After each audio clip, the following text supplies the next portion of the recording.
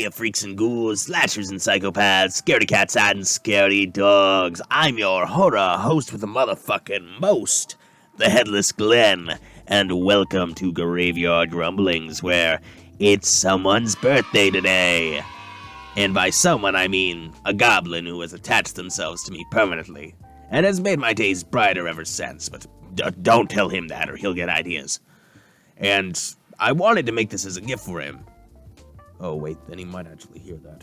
But anyway, since he dedicated a lot of time informing me about this group, and thus I spent a lot of time analyzing it, I thought it'd be a good topic for a gift. The video for this gremlin will cover all I've discovered while power scaling one of his favorite things, period, that being Green Day. Also, before I start, I will mention for this video, I sadly didn't have the time to look through the two concept albums, that being American Idiot and 21st Century Breakdown. But perhaps I can convince him to stop eating all of the witch hazel in the basement and assist me with analyzing both of them eventually. This also won't be covering the band members themselves, mainly because I don't know enough about their feats other than one time Billy Joe, if I remember correctly, jumped into a crowd to fight someone who was trying to commit sexual assault, or just sexual harassment, one of the two. And also he shat on a balcony, if I remember correctly. Anyway, we will start off this power scaling mess chronologically, starting off with what I call the Pilot Dog. Now, the Pilot Dog appears on the cover of the third studio album, Dookie, as well as the poster for it. Just a dog dropping bombs. To get the easy stuff out of the way, this dog would likely have the senses of a dog, which would include increased smelling and hearing. The dog also seems to have human-level intelligence, being able to fly the plane and being comparable to other dogs on the poster and cover, which are able to do human activities. The speed of the dog is likely superhuman, similar to other large dog breeds. And the plane itself should have speed anywhere from subsonic plus to supersonic. That is all the easy stuff though. It started getting complicated when I tried to scale the size of the explosion and then calculate the explosive energy. Now, I've never done this before, so if these calculations are wrong, I guess tough luck for me. But note, I have assumed that the bombs are nuclear given the mushroom cloud as well as the shape of the bombs in question. To save you from a math headache that I went through, even though I don't have a fucking head, I will walk you through my first and second calculations on this feat with just the non-math stuff, and then show all of my math at the end of each individual calc. Also, for fun, I will be adding a full payload result, assuming the Pilot Dog dropped all 7 bombs at once. Well, I'll show 7 bombs. We don't know if there's more or not. Anywho, my first calculation was using the size of an average man to find the lengths of the dog heads, and then scaling those dog heads to the Pilot Dog's head, and then scaling that to the bombs and scaling those bombs to the explosion, which got a result of small building level for a single bomb, or about 5.66 times 10 to the 8th joules, and a complete payload came out to about 3.96 times 10 to the 9th joules, or a building level. Now, I personally wanted a higher result, so I decided to measure the explosion when scaled to a nearby palm tree, which, given the range of a palm tree's height being around 32 to even 50 feet, I made a calc for a low end and a high end. For the low end, the explosion got large building level, or about 3.05 times 10 to the 10th joules, with a total payload in the city block ranges, or about 2.14 times 10 to the 11th joules of energy. The high end was slightly higher, with a city block energy production of about 1.16 times 10 to the 11th joules, for the standard explosion, and 8.16 times 10 to the 11th joules or multi-city block level for the full payload. The opponents I have for the pilot dog are actually rather limited, mainly due to what I know about plane combatants being limited. But there are 3 I think could work. First off, we have the Ace from Iron Maiden's Aces High, mainly just because they're both in planes and Iron Maiden is my favorite band. Next, we got the Skeleton Dude from Pearl Jam's Do the Evolution animation, which again is mainly because of a plane and the fact that they are both song related, but also Dogs and Bones, you know, it kinda works.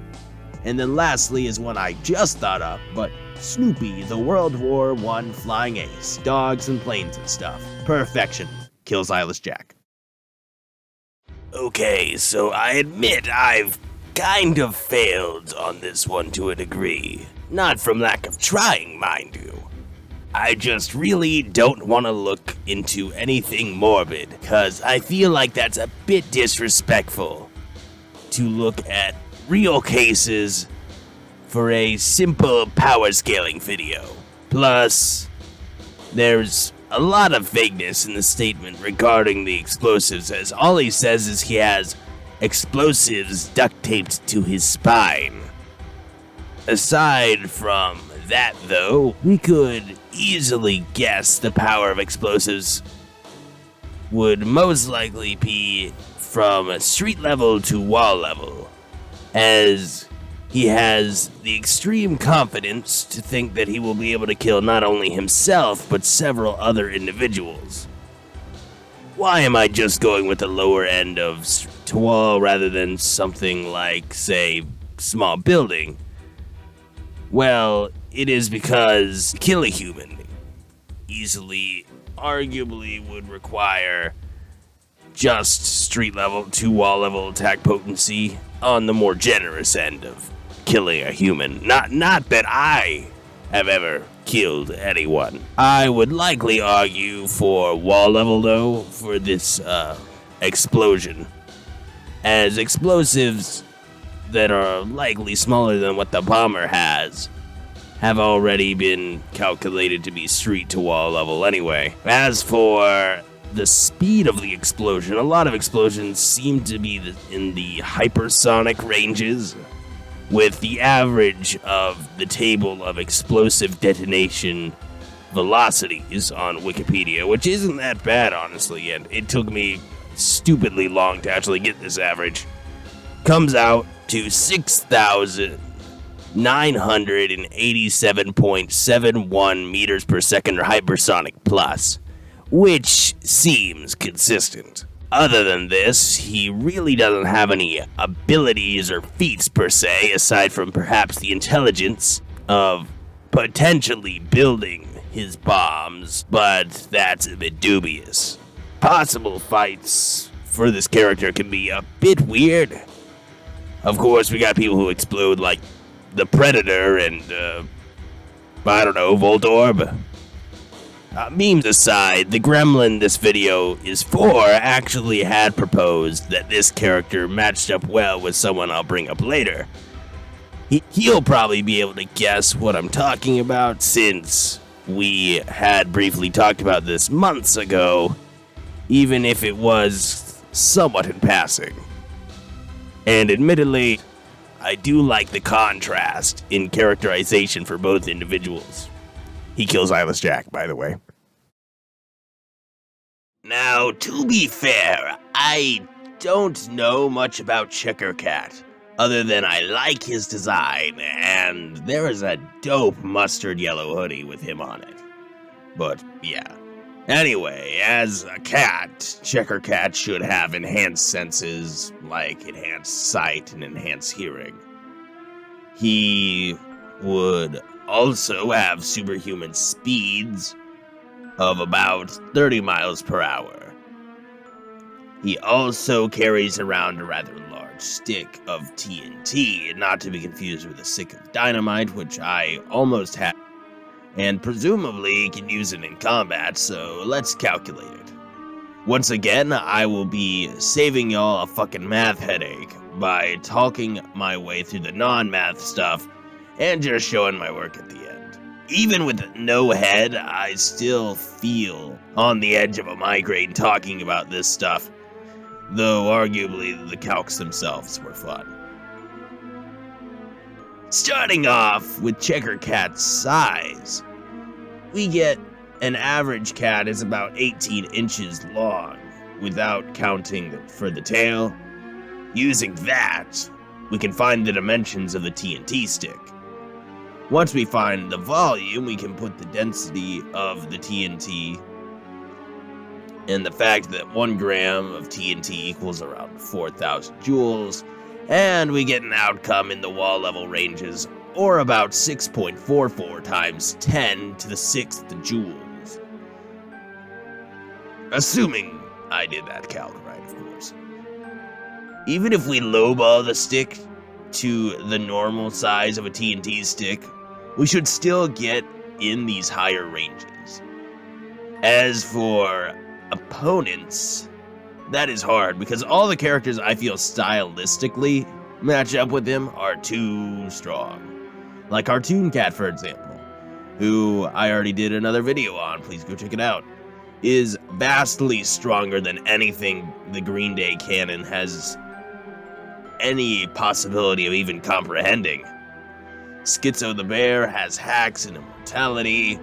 Bendy, in most forms, just one-shots. Possibly you can use the Bendy from Bendy in Nightmare Run. Other than that, I don't really know. Still kills Eyeless Jack, though. The semi-automatic lonely boy, or as I will be calling him for the rest of this section, the modern Romeo, is from arguably one of my preferred Green Day songs, along with the previously mentioned Having a Blast, and a song that will not appear in this video from the album Nimrod called Take Back. Seriously, Take Back has a wonderful sound to it. Anyway, the modern Romeo is meant to be a mass shooter, or a mass shooter in the making. It doesn't really have any feats I can say off the top of my head that are crazy or anything like that. Other than the fact that he seemingly has a semi-automatic of some kind, he seemingly is just a normal, disturbed individual, which is kind of the point. For the gun scaling, I decided to look at the most popular firearms at around the time of release, that being 2016, that were classified as semi-automatics, including pistols, rifles, and whatnot. According to CBS News, the most popular semi-automatic pistol of that year was the Smith & Wesson M&P Shield, which sadly does have some basis in being used like this, as I learned due to it being brought up on the article itself. I know it's been years, but my condolences to those who lost someone. Well, trying to move on from that, if we use the 9mm Lug bullets as the gun's ammo, we get around 115 grains, or 7.45 grams, and the average muzzle velocity of this firearm being around 1,057.445 feet per second, or 322.309 meters per second. Putting those numbers in the kinetic energy formula, we get a joule output of around 386.965 joules of energy. Or basically baseline street level with transonic attack speeds, given the muzzle velocity. Now, if he was using a semi-automatic rifle, the allegedly most popular of the time was the Smith & Wesson M&P 15. It can fire 5.56 by 45 millimeter NATO rounds. Now, I probably said that all wrong. I'm not a gun guy. but still.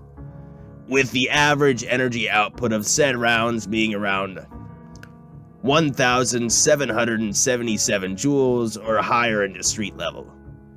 The attack speed modern Romeo would possess would be 921.8 meters per second or supersonic plus.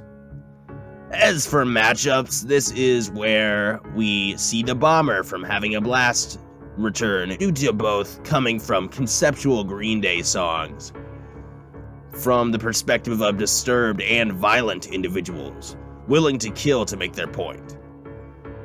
Why they are doing this seems to contrast, which is also nice for the matchup. My preferred matchup for the modern day Romeo, though, is definitely Composite Robert from Pumped Up Kicks, as they both are seemingly shooters in the making, though Robert is explicitly stated not to be a school shooter, and are greatly troubled and disturbed individuals. They also both come from rather catchy songs with dark lyrical implications. Why I would use Composite Robert rather than his original incarnation is so he can be given weapons from the 3-teeth version, so the semi-auto Romeo has doesn't just outspeed. Also both kill eyes, Jack. Alright, so now that we're done, happy birthday to you, happy birthday to you, happy birthday, you fucking goblin, happy birthday to you. And that angelic voice of mine would like to also thank everyone else who is here and, wasn't really a part of this, or probably didn't even care about the Green Day scaling. Well, I hope you did. I hope I made it interesting. I'd like to thank y'all for showing up. I wish the goblin wasn't so far down in the basement so we could have spent today together, but yeah. Next year, I'll hopefully be able to wrangle him up somehow and get him on a video. Maybe I'll do a corrections video if I learn how to calc some of the things that I wasn't able to in this video, like the heart grenade from American Idiot. And to everyone else, again, I thank you and say, stay frosty, you fucks.